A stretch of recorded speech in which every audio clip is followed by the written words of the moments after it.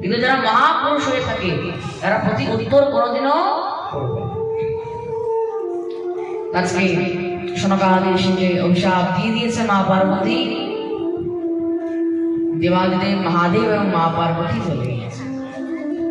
সে উট রূপে তারা পড়ে রইল সেখানে। এবার কি হয়েছে, দেখতে দেখতে বেশ কয়েক বছর পরে আবার সেই রাস্তা দিয়েই দেবাদিদেব মহাদেব এবং মা পার্বতী বেরিয়ে যাচ্ছে।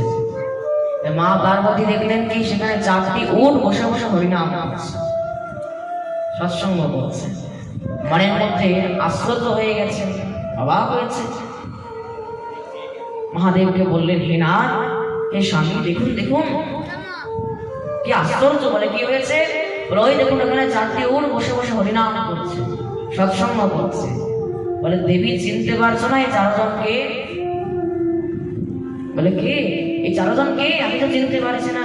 বলে মনে আছে অনেক বছর আগে সেখানে 4 জন ঋষিকুমার বসে বসে হরিনাম করছিল, সৎসঙ্গ করছিল, আর তখন তুমি তাদেরকে অভিশাপ দিয়ে উট বানিয়ে দিয়েছিলে।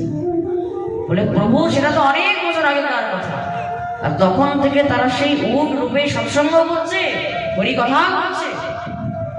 বলে মনে রাখবে, তোমার চোখে তারা উট হয়ে যেতে পারে, কিন্তু তারা নিজের চোখে যেরকম ছিল এখনো সেই রকমই আছে।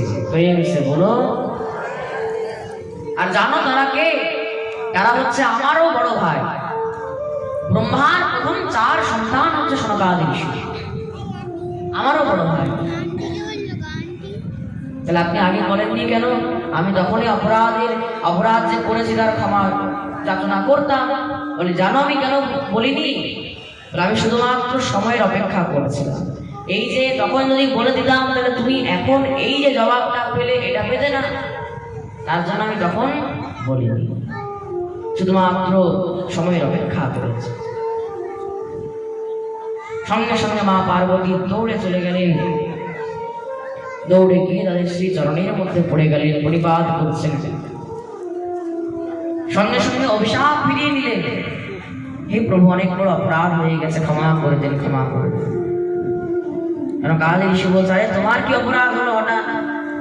বলে এরকম আপনারা 4 জন সৎসঙ্গ করছিলেন, আমি ভুল করে আপনাদেরকে অভিশাপ দিয়ে উট বানিয়ে দিয়েছিলাম।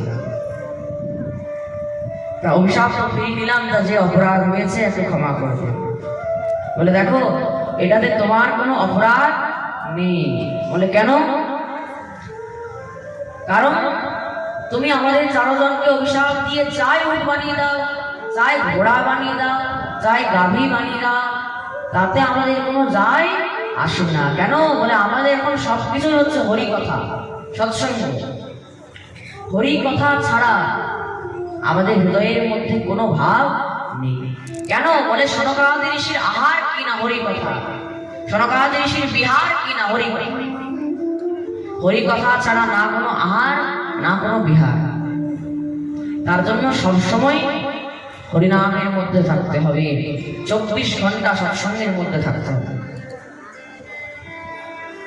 সৎসঙ্গের মধ্যে থেকে ভজন করতে হবে। দেখুন এখানে কেন বলছে বারবার সবসময় সৎসঙ্গের মধ্যে থাকো? কেন?